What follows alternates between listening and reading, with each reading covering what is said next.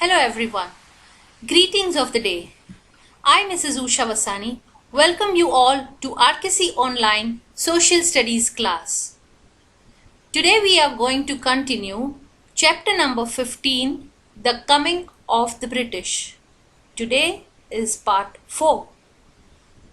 I assume that all of you all must have watched previous 3 parts. If anybody has missed out any of the videos, please do watch in a series, and if you have not watched the previous parts, you will not be able to get connected to 4th part.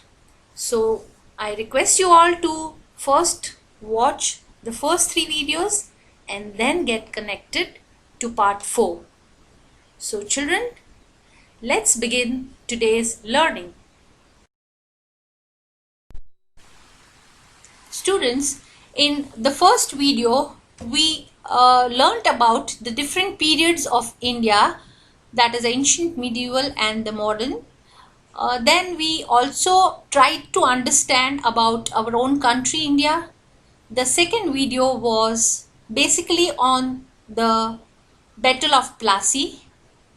The third video was about mainly the Battle of Buxar.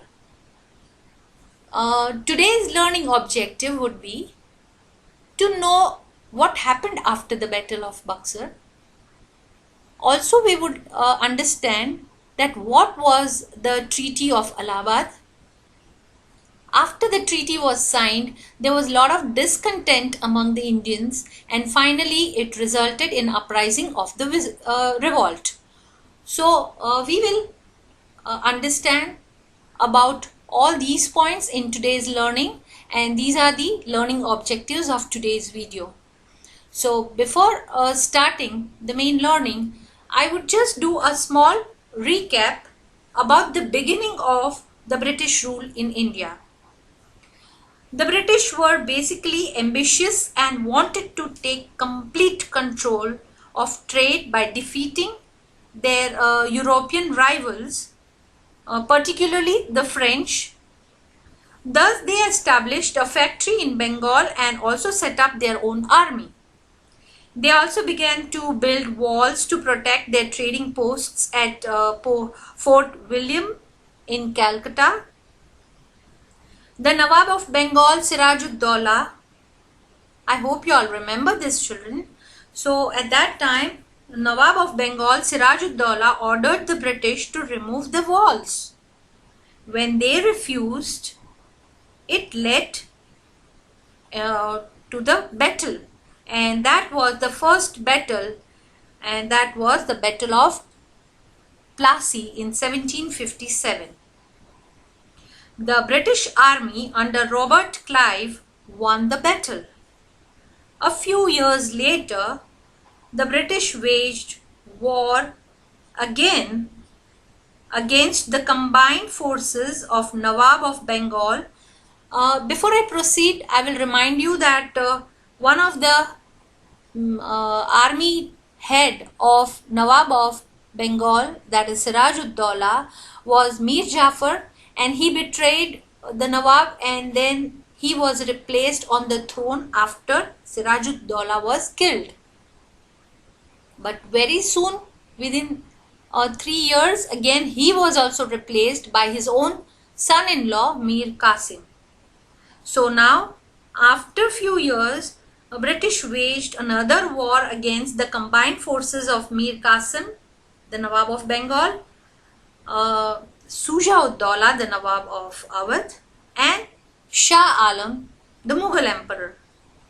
This was the Battle of Buxar, that is, they three were on one side and the British was on the opposite side.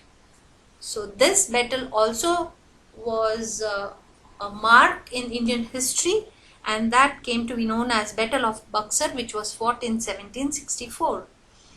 The British won the battle, and the British East India Company obtained the right to collect the revenue in Bengal, and this made them very powerful. Then I told you that after that, after the British East India Company was uh, able to collect the tax, means they had signed one treaty that we will see in this learning, that what was that treaty. But after the battle, they started conquering many different parts of India, and they defeated many Indian rulers one by one.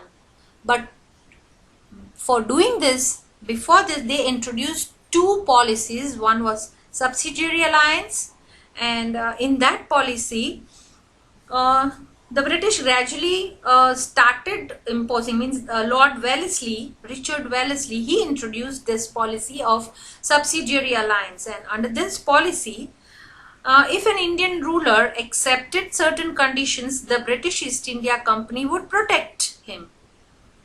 And then they would give the protection as army from their internal revolts.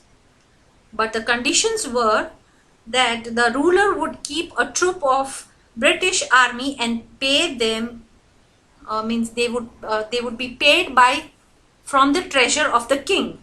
The British troop was to be paid by the king. He would not enter into any alliance with other kings without the permission of British. So this was the condition of subsidiary. Now many rulers accepted this, but later on they realized that it was their mistake and they wanted to get rid of the British. The second policy was introduced by Lord Dalhousie, and that was known as doctrine of lapse. They were not, means under this policy, the British would take control of any state if its ruler died without leaving any natural heir. They were not permitted to adopt a son. The kingdoms of Jhansi, Nagpur, Satara, they were all annexed under the policy of doctrine of lapse. So this policies made the Indian kings weaker and weaker. So now in today's learning, we will try to understand, we will talk about actually what happened after these policies were introduced. There was one treaty signed by the kings. What was all that? What was the discontent among the Indians? And that ultimately resulted in the revolt. So children, we will understand all this in today's learning. So let's get started. We discussed about the Battle of Buxar. Now in today's learning, we will know further that what happened after the Battle of Buxar, after the introduction of two different policies by the British in India.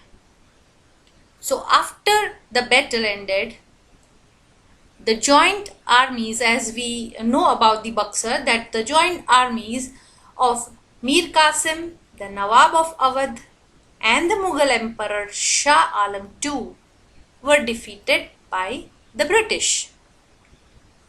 Then Mir Qasim absconded from the battle, means he ran away from the battle, and means during the war, as soon as he realized that Britishers are going to be victorious, Mir Qasim absconded from the battle, and the other two, that is Shah Alam II, the Mughal emperor, and the Nawab of Awadh, Sujah-ud-Dawla, both of them, they surrendered to the British army.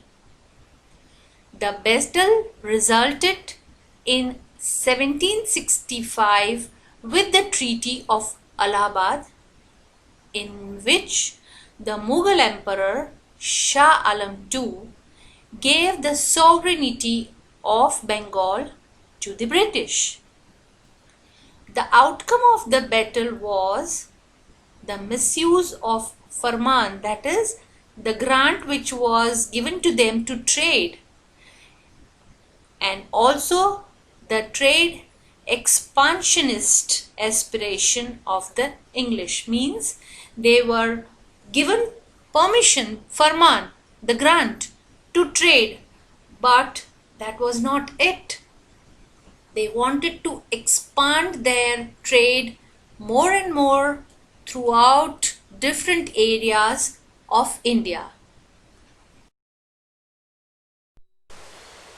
Children, now let us understand what was the Treaty of Allahabad.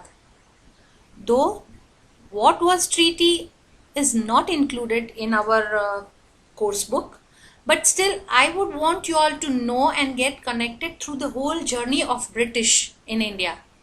So after the Battle of Buxar, Mir Qasim ran away from the battle, but the two of them, that is Nawab and the Emperor, Mughal Emperor, they signed a Treaty of Allahabad, which I mentioned just before 2 minutes. So now let us understand what was that Treaty of Allahabad. What does it mean? Treaty means what? So let us understand that. The treaty was marked the political and constitutional involvement and the beginning of the British rule in India. Means during those times it was like when any Indian kings also would have war with each other. It was always a system that the one who becomes the victorious in the battle, he tells or he decides that what should be done with the opposite team.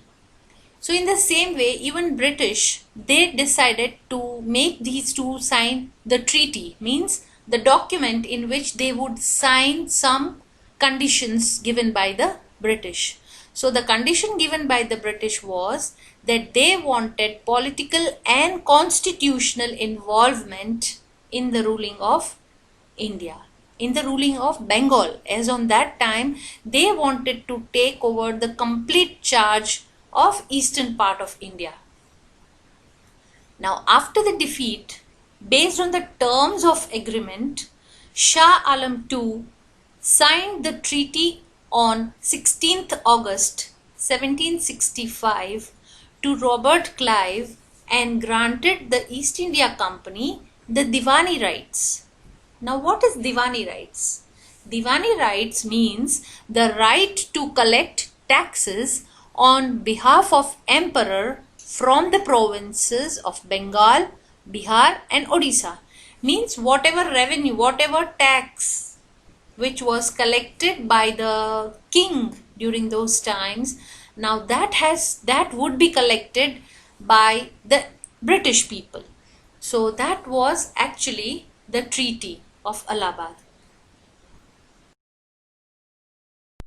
So students, under the Treaty of Allahabad, the Mughal emperor gave away the right to collect taxes to British. In the east of India, the rule of British was now at a paramount, means it was at the height. The Mughal emperor was paid a fixed sum for maintaining his court at Allahabad. Means imagine children that now the whole treasure was in the hands of British, and out of that treasure they would pay as some sum as a salary to Mughal emperor. Imagine that, what a sorry plight of Mughal emperor at that time. Now the Nawab of Awadh was also reduced to the status of a dependent of the British. Means the two of them, that is Mughal Emperor Shah Alam, was paid a fixed sum, and in the same way even Nawab of Awadh was one of the dependents of the British only. So the whole area of Bihar, Odisha and Bengal was completely in the hands of British. Additionally, the defeat of Marathas at Panipat combined with the decisive British victories at Plassey and Buxar meant that there was no strong opposition to challenge the British might in the country. I hope you understood you must have understood that now not only Bengal, Bihar and Odisha was in the hands of British, but even the other parts were started falling in the hands of British because of the introduction of the two policies which we discussed earlier. So now the treaty was, in a way, first formal step of British towards the establishment of colonial rule, and for Indians it was a first step towards the enslavement by the British. India had never seen in the previous centuries, in a matter of 2 centuries, that now India finds herself grappling with the result of colonial exploitation which enraged India like never before. Means India was experiencing what was enslavement. Means they were feeling literally like slaves who were ruled by the British colony. So after the establishment of colonial rule, the condition of Indians started worsening. Indians were looked down upon by the British, and their culture, that is Indian culture, was treated as inferior to the European culture. Indian workers provided the British with inexpensive labor, means very cheap labor. Britisher would hire the Indians to do the work, and they were treated like slaves and they were paid very low. So this was the condition of Indians, and the condition started worsening day by day. So students, there was a lot of discontent among the Indian farmers and weavers. The farmers were forced to grow cash crops like opium, indigo and cotton, and the weavers were given the threat not to make more of handicrafts, and rather when they made a lot of handicraft industries, the British sold those items in the market of Europe at a high price, and they forced the weavers to sell their products at a very cheaper rate. So there was a lot of discontent among the Indian farmers and the weavers. They were not encouraged for their handicraft, and so there was a lot of discontent among the people there. Now children, as you know that the whole charge of the court, that is from the court of king, was taken by the British, and already the king were given the fixed salary.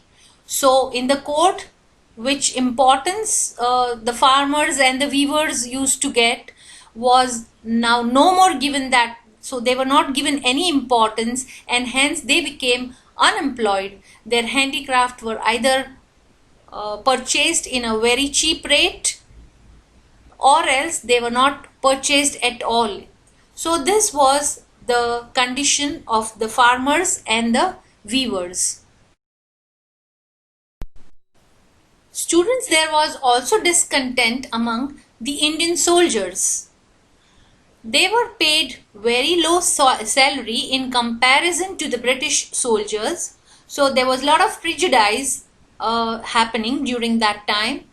The highest post was always given to the British, and the Indian soldiers were given the highest post of just a subedar. No special allowances were given to them. They were forced to take pledge for fighting outside the country. Means when they were already the existing soldiers of the king, but now as British had taken over all the charges, automatically this soldiers troops were looked after by the British. So these Indian soldiers were forced to take the pledge for fighting outside the country, means where the British soldiers would go outside India.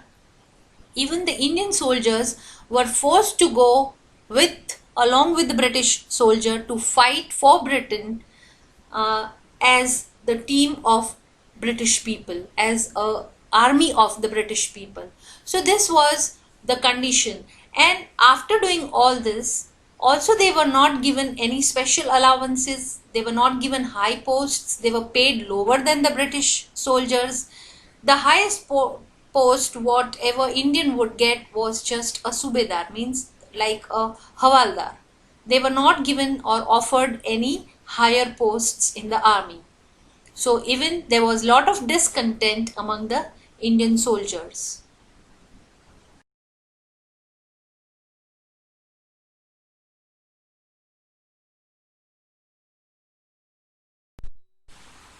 Students, in today's learning, we understood the causes of the uprising of revolt. Now in next learning, we will see actually what was the revolt of 1857 and why it has made a mark in Indian history. So stay tuned for another exciting video. Till then, stay safe, stay healthy. Bye bye. See you soon in another learning video. Till then, keep learning.